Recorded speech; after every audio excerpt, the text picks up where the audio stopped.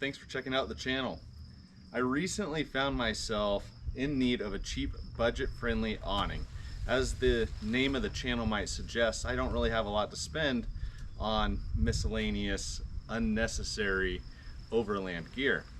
Now, this solution that I came up with for an awning for the back of the truck may not give you the best Overlander cred, but it is cheap and it does the job. In fact, it did the job so well, I almost prefer this over my maxi track awning. And this last weekend, I had the opportunity to mount the awning and use my tarp solution. And I think the tarp actually works better.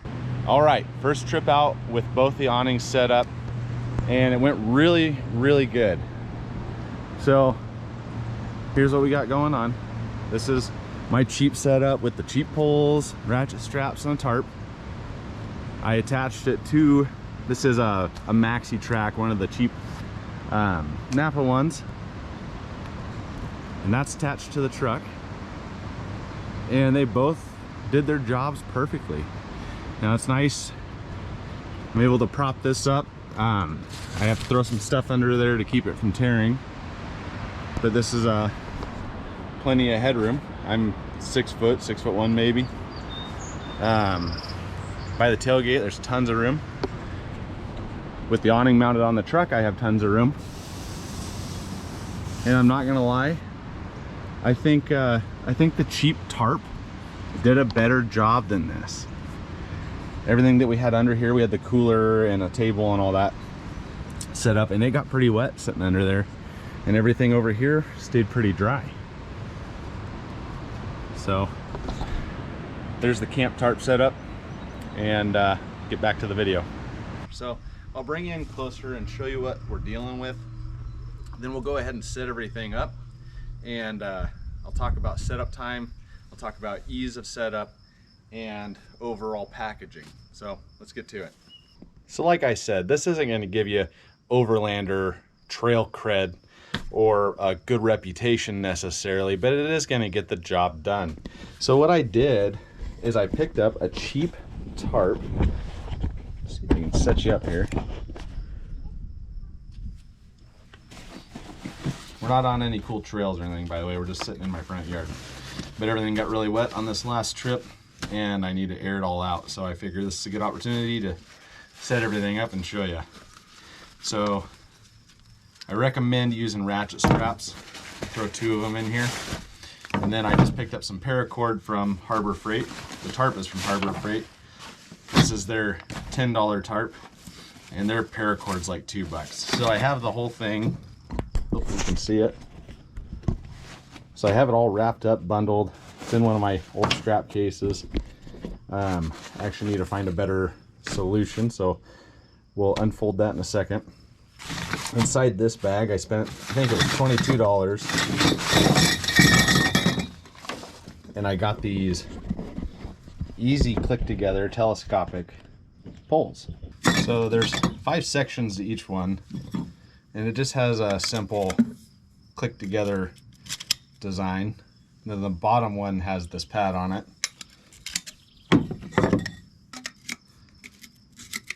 There's five that go in each. The top one has this post on it.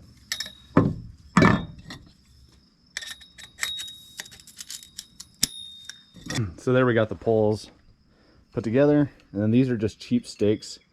I got them at probably Walmart, I think, many years ago. I had it just sitting in my camp box. I have a bunch of them floating around. They're usually like $1 a piece. So what's nice about this is everything folds up nice and tight, and you can put it in any rig you want. You can tie it to any rig you want. And then it comes out and you have the posts, and I use the ratchet straps to secure it to the ground, versus a regular style awning. This is the maxi track one.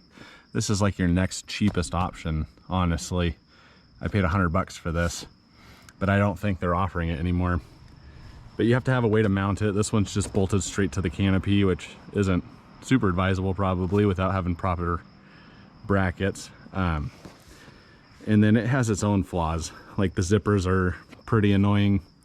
Setting it up one person is a lot more difficult than setting this up, honestly.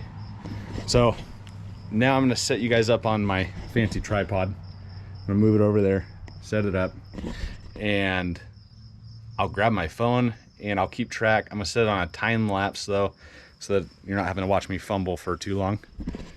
But I'll time myself set up the tarp solution and the regular awning.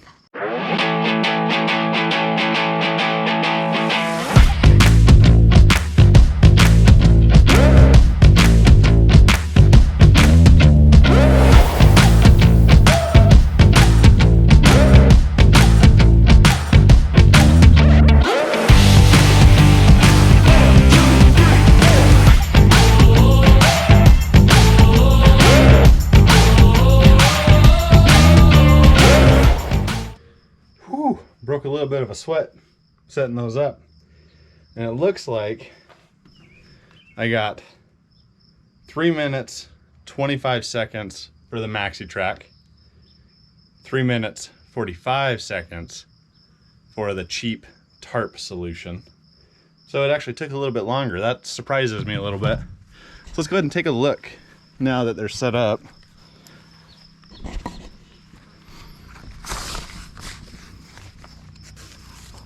Like I said, you're not gonna look like a true overlander, but if I'm being honest, I think the silver really adds some class. It could just be a regular blue tarp, right?